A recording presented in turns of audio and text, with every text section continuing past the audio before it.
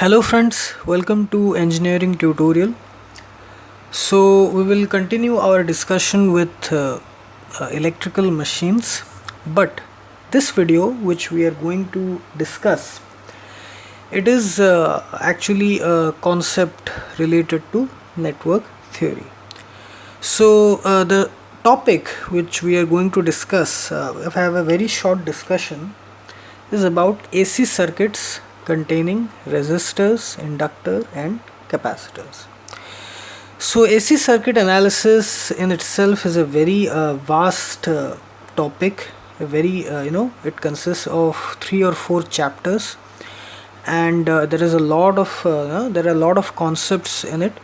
So we are not going into detail about AC circuits. We will do that in the network theory discussion.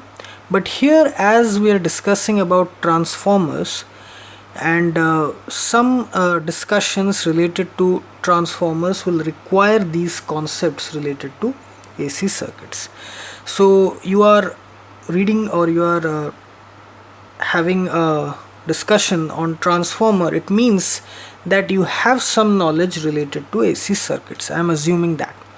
So we will just discuss those things that are related to our discussion related to transformers, okay, especially the phasor diagram for that part only. So let's start our discussion related to AC circuits, basic concepts. So the basic AC circuit networks, AC networks are those that are excited with AC supply, AC voltage, alternating voltage. They can be categorized as belonging to one of the following categories: purely resistive circuit, purely inductive circuit, purely capacitive circuit, resistive inductive circuit RL circuit, resistive capacitive circuit RC circuit, and here another thing is also there, that is RLC circuit, okay, resistive inductive capacitive circuit, okay, resistive inductive capacitive circuit. So RLC circuit is also there. So that is not required here. RLC circuit is not required in transformers discussion. In transformers we only require RL circuit because of the winding resistance that comes into play in both the primary and secondary winding. Then for that we require the discussion on RL circuit. So this RL circuit, it becomes very important, okay. That is the whole topic of discussion. So I thought, let us discuss all of these things. We will have a basic discussion. So resistive, inductive and capacitive circuit, RLC circuit, that is also a category, but our important stress will be on the resistive inductive circuit, RL circuit, for the discussion on transformers. So let us start one by one so that we have a very good idea. So purely resistive and resistive inductive circuit, still we will cover all of this so that we have a very good understanding about these things. So a purely resistive circuit, it consists only of resistor, okay, no inductor, no capacitor, which is excited with a AC voltage V, resistor R, current flowing through the resistor I. Voltage drop across R is VR, V subscript R.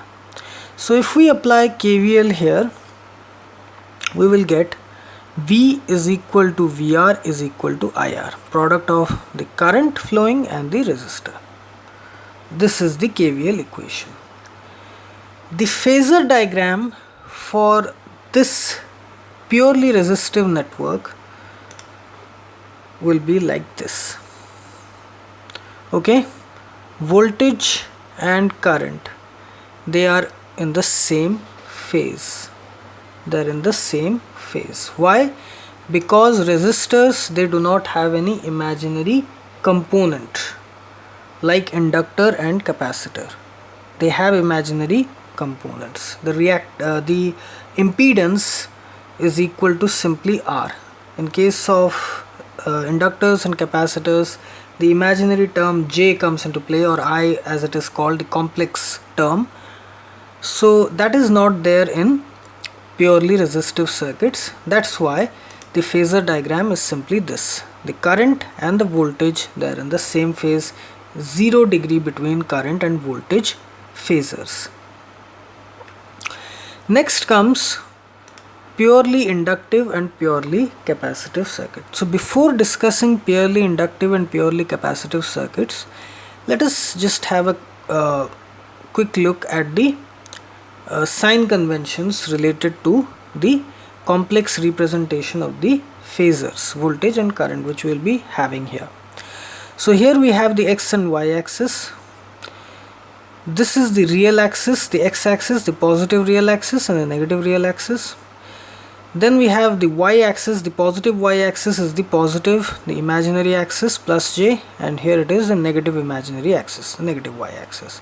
The angles in anti-clockwise directions: 0 degree, 90 degree, 180 degree, 270 degree. In clockwise it would have been minus 90, minus 180, minus 270. Clockwise it is negative, anti-clockwise positive. So this is the sign convention which we will be using. Okay, most of us, we all have a good idea about these things. Just to have a quick refresh about these things, so I just posted this video. Okay, so purely inductive circuit. This consists of an inductor L, voltage supply V, current flowing through the circuit, let's say it is I. Voltage drop across the inductor is VL. Now we know that inductive reactance, that is given by, inductive reactance is given by J omega L, where omega is the frequency of this AC supply, the angular frequency, 2 pi f, where f is the frequency in hertz, omega is the angular frequency in radians. So here, because of this imaginary term J coming in the inductive reactance, okay, the impedance of the inductor, which is called as inductive reactance, for that the voltage drop across the inductor is I into J omega L plus J, okay, plus J. So voltage drop across inductor, it has this value. The magnitude is I omega L, but in vector form it is coming plus J. So here if we draw the phasor diagram for this circuit, the voltage drop across the inductor and the current, then you will see, as per this sign convention, plus J means this voltage drop across inductor will have a direction here in the positive y axis, making an angle of plus 90 degree with the current phasor. If we take current phasor as the reference, the angle between V or VL, here if we apply KVL, we will get V is equal to VL is equal to IJ omega L, I into J omega L. So this will have an angle of plus 90 degree between the current flowing through this network, purely inductive circuit, and the voltage drop across the inductor. Okay, this is the phasor diagram for a purely inductive circuit. Next, purely capacitive circuit. This is not required for transformers, but still let's have a discussion. So purely capacitive circuit, it consists of only capacitor, AC supply. Voltage drop across the capacitor because of this current is V subscript C. I is the circuit current. Here the capacitive reactance is given by 1 by J omega C. Voltage drop across the capacitor is product of current and the capacitive reactance, the impedance. I into 1 by J omega C. If we multiply J in both the denominator and the numerator, J square is minus 1. So we get minus I into J omega by J omega C. So in a way we can say that it is minus J. It has a magnitude I by omega c, but here minus j comes into play. If we take this minus here, we will have minus j. So as per the sign convention, minus j is here, making an angle 270 degree in anti-clockwise direction or minus 90 degree in clockwise direction with respect to the x-axis. So here again, taking the current as the reference phasor in the x-axis, current as the reference phasor, the voltage drop across the capacitor, this will be the phasor for the voltage drop across the capacitor, which is equal to V here. So this will make an angle of minus 90 degree in clockwise direction or 270 degree in the anti-clockwise direction. So this is the phasor diagram for a purely capacitive circuit. Okay, this is the phasor for purely inductive. Voltage is leading the current, circuit current. Purely capacitive, voltage is lagging the circuit current by 90 degree. Here it is leading by 90 degree, here it is lagging by 90 degree. Okay, so plus 90 degree means leading angle, the voltage is leading, here it is lagging. I is the circuit current, is the reference phasor. Always this reference is very important. You can say that here the current is lagging behind the voltage or the voltage is leading the current. So you decide what you want to take as the reference. Here you can say that the current is leading the voltage or the voltage is lagging the current. So you have to decide in which way you want to put it. Next, RL circuit. This is particularly important from the point of view of transformers, the discussion which we are having right now related to electrical machines, because of the winding resistance. The winding resistance, it involves resistance and inductance. So the RL circuit excited by AC supply, RL, resistor, inductor, circuit current I, let's say, VR, voltage drop across resistor, VL, voltage drop across inductor. If we apply KVL, we get V is equal to VR plus VL. Now we have to draw the phasor diagrams involving both VR and VL separately with respect to I. Then we will combine to get the phasor diagram of V and I. First VR and I, VL and I, then V and I. So for that we have to refer to the phasor diagram for purely resistive circuit, where I and V, they are in phase, no leading or lagging. So here for VR and I, for VR the voltage drop across the resistor and I, the phasor diagram will be this. Reference phasor I, VR, voltage drop across the resistor IR in the same phase. This is the VR, this is I. No angle difference between them, they are in the same phase. This is only for VR and I. Okay, please point that VR and I. For VL and I, we have to refer to the phasor diagram for purely inductive circuit. Here the VL is leading the I by 90 degree. So here also it will do the same thing. VL vector, IXL, XL J omega L. So plus J, here this is the reference phasor I, VL 90 degree. Okay, 90 degree. VL is leading I by 90 degree.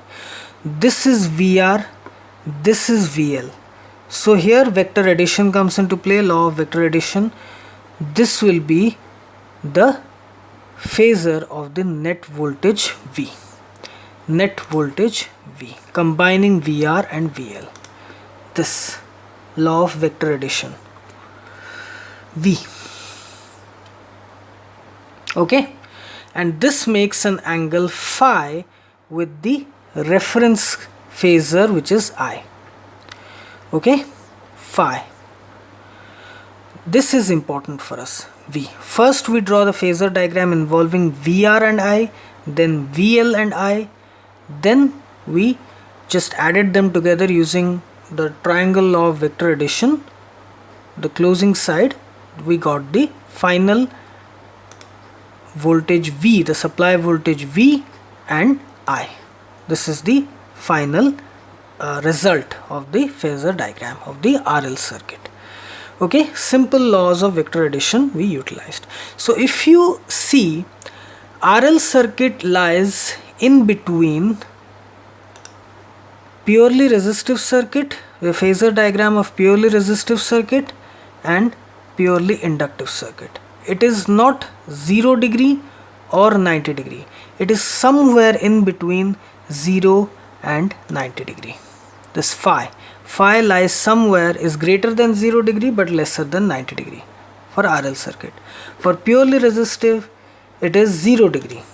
For purely inductive it is 90 degree. For RL circuit it is greater than 0 degree. This phi is greater than 0 degree but lesser than 90 degree. So it is not completely resistive, not completely inductive, somewhere in between. Okay.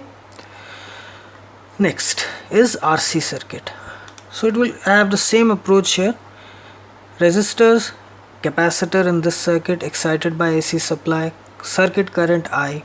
Applying KVL here we get V is equal to VR plus C. So first we'll draw the phasor diagram involving VR and I, then we'll draw involving VC and I, then we'll add the two vectors using triangle law of vector addition. So first let us refer to the purely resistive circuit. No angle difference between V and I. So VR and I here same, VR and I, voltage drop across resistor and circuit current I, no phase difference. Okay, they're in the same phase. Next, purely capacitive circuit, voltage lags behind the current by minus 90 degree. So here also VC is lagging behind the reference current I by 90 degree, minus 90 degree. Okay, this is here minus 90 degree. Okay, by mistake I have written here 90 degree, it is minus 90 degree. Okay, now these two vectors we have got VR and VC, VR and VC. Now using triangle law of vector addition we just have to join these 2 points, the closing side of the diagonal, the tail and the head of the vector in this direction, the closing side. So here this is the final phasor diagram involving V and I. Okay, involving V and I, V and I. First we draw phasor diagram involving VR and I, then VC and I, then V and I. So here if you see, the angle difference between I and V, it is not 0 degree or it is not minus 90 degree. It is somewhere in between 0 and minus 90 degree. Okay, so this is the phasor diagram for RC circuit. It is not required in transformer, but for transformer we require this RL circuit, the phasor diagram of RL circuit. So I just thought let us have a systematic discussion. So this is all about phasor diagram concepts for circuits involving resistors, inductors and capacitor, which will come into play in our discussion related to transformers, the phasor diagram of transformers. So I hope you like this video, and please subscribe my channel Engineering Tutorial for more such videos related to electrical, electronics, instrumentation and communication engineering. Have a great day. Thank you very much.